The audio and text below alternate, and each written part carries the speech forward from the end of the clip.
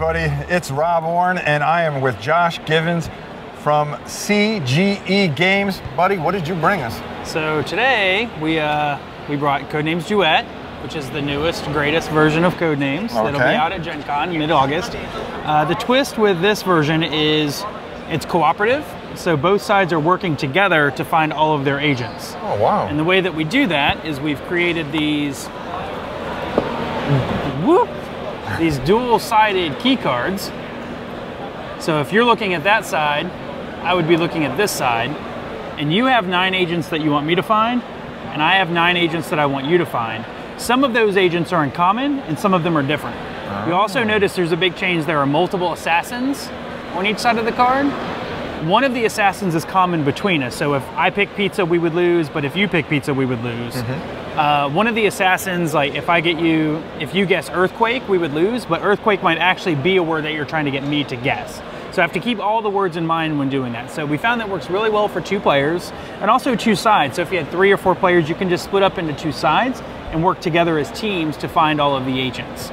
Something else that we've done to kind of vary the difficulty on this version is we have a little mission map. Let me go ahead and grab that out for you so you can see that. Yeah, sure. So we have like a little campaign mission map that you can do. I'll hold it down here for the camera. I got it. Yeah, and what's going to happen here is you're going to start in Prague, convenient. That's where our headquarters are. And what the first number tells us is how many turns or rounds we have to give clues to find all of our words. And then the second number tells us how many of our timer tokens are set to the bystander side or the green check mark side. And all that's explained in the rules without getting into a lot of that detail here. But as we play, we're like, oh, we did that. That was cool. Maybe we go up here to Moscow, and now we only get 8 rounds instead of 9 rounds, so it makes it a little bit harder. Right. And then we go down here to Bangkok, and we only get 7 rounds. Maybe after we clear this, we're like, oh, we're ready for the ultimate challenge, and we're going to go to Singapore. We only get 6 rounds. And keep in mind, the number of agents that you have to find is always the same, so you have to give better and better clues that tie more words together because you have a decreasing amount of rounds to do it in. Or if we want it to be a little bit easier for us to play, maybe we thought it was too challenging that way, we can kind of fly out to some of these other cities and we might have 10 rounds or 11 rounds, so you can scale the difficulty based on how you want to play. Wow. So this is due out in mid-August? Yeah, so we're going to release it at Gen Con. Okay. So everybody attending Gen Con will be able to pick it up there. But for those that aren't able to go to Gen Con, we're going to have it in stores the week following Gen Con. Oh, wow. So everybody at the show, you can pick it up there. That's great. Or if you want to wait to pick it up at your local store, if you're not able to come to Gen Con, my plan is to have it in your local stores the week after. There you go, folks. You're going to have it retail right after, which is really nice. It's really great of you guys. Yeah, it's the same price point. It's $19.95 regular MSRP, and then we also did an entirely new list of words. So there's 400 all new words in this game. Oh, wow. So you can combine this with the original, mix the words together, or use these key cards with those words, or with the pictures, images, or whatever. Great. Yeah. So all of the titles will be able to mix or interchange equally. That's fantastic. What else you got for us? So that's coming up soon, and then the next thing that we're going to be releasing at Gen Con is a game called I got it. That's a Question. So what we're doing with That's a Question is we have a big group of us together, up to 6 players, and we're going to take turns asking other players questions. And some of the questions might be, which do you prefer, pizza or tacos? And then you would have to pick. And the way that you're going to choose is you're going to have these. Here we go. You're going to have these A and B tokens. Basically, you'll decide A or B face down, then all of the other players will try to guess what you're picking, and then we're going to score points based on everybody that matches your answer gets 1 point, and they'll move their little squirrel up the track. I left the board in the other room, but I'll show you that to you guys there. So you'll move your squirrel up the mountain. The person that asks the question, though, will get 1 point for everybody that they have tricked and gotten them to guess the wrong answer. So whenever I create a question, I want to make a question that is confusing for you to answer. I want it to be as close as possible. So if I know that you really love pizza, but you also really love tacos, you can only pick one, that's going to be hard. So I might be able to trick some of the other players into guessing the wrong thing. Right. And that's how I'm going to score points. And we're going to play a set number of rounds based on the number of players, and then after everybody's gone that number of times, whoever's highest on the mountain wins. Okay. Wow, that's pretty cool. You guys are just killing it lately. Yeah. So, and the way that you're able to ask somebody a question is, players will have these acorns or hazelnuts. And what's going to happen with these is you can only ask a player a question if they have one of these. So you're going to have to take one. So let's say we take one from Eric, ask him a question, nobody's going to be able to ask Eric a question again until he's able to go and maybe take one from you, or take one from Sam, or take one from somebody else. So when are we going to see this? So this will also have at Gen Con for sale, but for retail it's going to be a little bit after that. It's coming on. It's coming on the next container, which will be, we're looking at early September, early mid-September. So about 2 to 4 weeks after right now is what we're looking at. So pretty soon after Gen Con. What are the age range for this? So we've had kids play this down to 8 or 9 years old, 8 or 9? and then all the way up to parents and grandparents and everybody else. So it plays pretty well, and the questions and the content are appropriate basically for anybody. Okay. Just go through the list, and if there's anything in there you don't like, you can always just put those cards aside and play with the things that you do like. That's a question. Fantastic, great. And I see that you brought us something else to take a look at. Yes. You guys are just cranking them out. Yeah, so these two are kind of our lower price point, lighter game weight. This is going to be $24.99. $24.99? So there's some of the wooden squirrels, and there's a couple special components in there with the board and the question tile and all the stuff. So there's a few extra things that we needed to do for that, but it is still just $24.99. Fantastic. So we have that. And now we're going to get back kind of into what our catalog is known for. See, now you got really got my interest now. So this is right now Pulsar 2849. Okay. This is working cover, prototype obviously written on here. This is going to be an Essen release for us. Okay. What this game is, this is a medium to heavyweight Euro game that's going to be anywhere from 1 to 2 hours, depending on how many players and how quickly you go, but there's a lot of things happening in here. I'll go ahead and take some of this out so we can take a look at it.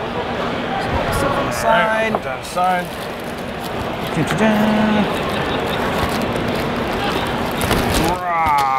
This is a big, gigantic thing. All right. Here we go. So again, all of this stuff is prototype stuff, so it's not final, but this is going to give you an idea of what's happening. So I think we can fit it in here a bit. This is huge. Yeah, there's a lot of things going on here. So the first thing you're going to notice, there's all these different spaces on the spaceport, There we go, right? we got that squeezed in there. So these things that look like little suns, these are little planetary systems that we're going to be exploring. And when we set the game up, we have more planetary system tiles than exist on the board. So after we set it up, we're going to have a couple of them left over. So every game is different that way. We don't always have those planets available to us. It's just not the same board every Yeah, it's just not the same board, and they're put out randomly, so you just stick them out there. We're going to grab, let's grab this yellow color. That should show up okay. And you're going to have little spaceships. Okay. And you're going to be flying around the board, and you're going to be exploring these systems by turning them over, and there's going to be icons on them. I'm not going to get into a lot of that now, but basically if you stop in this system, you'll get to do whatever's on the bottom of the system, and that's going to give you bonuses or engineering cubes or dice modifiers, etc. These kind of bright blue spaces, if you end there, you're going to claim this as a place that you're able to build a mining factory later. Okay. And there's a mechanic where you're able to acquire these mining facilities. Right. Oh, and they fit right in. Yeah, and then they're going to fit inside there like that. So you know this is mine. Yeah.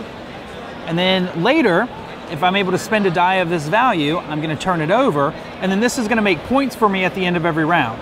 So I'm exploring, I'm putting my stuff on the board, I'm creating these mining facilities, I'm turning them over, they're going to generate points for me. A lot of the other stuff that we're going to be doing. And I don't know if everybody can see this. This is the scoring track all the way around. Yeah, we have the points around the outside of the board. We need, these things right here. So these are basically a giant technology tree. I'm just going to put these on the board so people can see it. And it's modular, so you get a section that has a 1, 2, a section with a 3, 4, 5, 6, 7, and then 8, 9. These are two-sided, and there are... So you can change up. And there are 2 of each of them. So that gives you 4 combinations for each. And for the quick math, 4 times 4 times 4 times 4 is 256. So there's 256 combinations of just this. And these are all different technologies that you can unlock for your corporation. So they're going to give you different bonuses. Yeah, it's going to be super different every time, Wow. And now you're probably thinking, Josh, how do we do all of this cool stuff? Matter of fact, I was going to ask, Josh, how do we do all this cool stuff? I'm glad you asked. Hey, that's what I'm here for. So what we're going to do to start each round is we're going to roll a bunch of dice. The dice may not look like this. These are just ones that I use for this game. These are prototype, folks. So we're going to roll all the dice, and then we're going to put them into the boxes that match their numbers. Now, did you get any re-rolls, or is it just one shot? It's one shot, roll all the dice. Then there's a mechanic with the cube. We're just going to use this. This is not the piece that you're going to be using. We're going to find where the middle die is. So there's 9 dice on the board. We need to find where dice number 5 is. 1, 2, 3, 4, 5. So it's here. Right. That means that the game marker is going to advance 4 spaces because this value is 4. So if we had rolled and it was much lower like this, 1, 2, 3, 4, 5, it's only going to go 2 spaces. So it's not that you're in trouble. This is going to be a slower game. Yep. Where something like this is going to be a faster game. Right. So the ebb and the flow of the speed of the game will change with the dice rolls. So again, we're going to go 1, 2, 3, 4, 5, 4. We're going to go ahead 4 spaces. Then from here, we're going to look and see which side more dice are on. So there's 5 dice over here. There's 4 dice or 3 dice over here. So our little marker is going to go in this circle. What this means is now there's a drafting mechanism in player order. So it'll be first player, second player, third player, fourth player, then fourth player, third player, second player, first player. You're going to pick the dice, and the dice are going to tell us what actions we're able to do out of all that stuff that I showed you, right? Also, when you select your die, you're going to move your turn order marker or your engineering resource marker according to the number of boxes to the left or to the right of that cube that you chose. So if I pick a 4, I'm 1 space to this side of the marker. So I would move my one of my 2 markers forward 1 space. Right. You chose the 5, so you would move your marker 1 space the other way. This track determines player order, so the further here you are, the sooner in the turn you go. The further back you are, the later you go. The bottom track is your engineering cubes. The further to the front you are, the more engineering cubes you're going to get. The further back you are, the less engineering cubes you're going to get. You need to balance going first, going last, getting engineering cubes, not getting engineering cubes, discovering these technologies and resources, and doing all of those things through this dice drafting mechanic. And I would assume that some of the technologies really take a long time to build. So with this, not knowing how it moves, you know, how the game progresses, you know, it doesn't just ding, ding, So ding. let me have one of these boards for me real quick. So each player is going to get one of these player boards, and they're asymmetrical, so that means all of them are different. So everybody's little personal tech tree is different. This is a personal tech tree. The big thing I built out there is a common tech tree. So if this is your board, only you have access to these things in this combination. Okay. And you have to build from the bottom up. Right. So if you want to build this thing, that would give you 6 points and 3 points for every green hexagon that you fly over. First you would need to build this, and you would need to build that, then you would need to build that, and then you could build that. And to build this one, I would need a die with the 1 value. So you might draft a die with the 1, move your marker, but you're able to unlock that. Where some of these higher, more powerful things take higher numbers, but that's going to push your marker further down the track. So it's like, I get to do this super cool thing, but I got to move my marker back, so I'm going to be lower in the turn order next time. So there's a lot of balance to it. Everybody that's played it so far has really enjoyed it. They really appreciate all the challenging decisions and the balance of everything that you're doing. And there are multiple ways to win, which I really enjoy. And I played a game the other night where it was a friend of mine. They were pretty far behind as the game was going in points. But at the end, they had a lot of things that were scoring in-game bonuses. They just came flying right back up to the front. And it went from what looked like it was going to be a giant spread of points between everybody to, like, I think between first and fourth, it was like an 8 or 9 point spread between everybody. So it's really a good experience that we're all enjoying quite a lot. See, this is something right up my alley. And this will be Essen. Essen. So this is going to be October.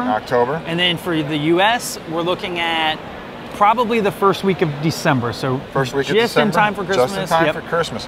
Wow, this looks fantastic. And everybody, this isn't the final product here. Yeah, this is something that we mocked up like 2 days before BGG Spring, and printed out and brought it over so we'd be able to play it. So yeah, the art we're still working on, the components we're still working on, all the rules and stuff we're just putting the polish on that. It's just doing the components and the artwork and the production stuff.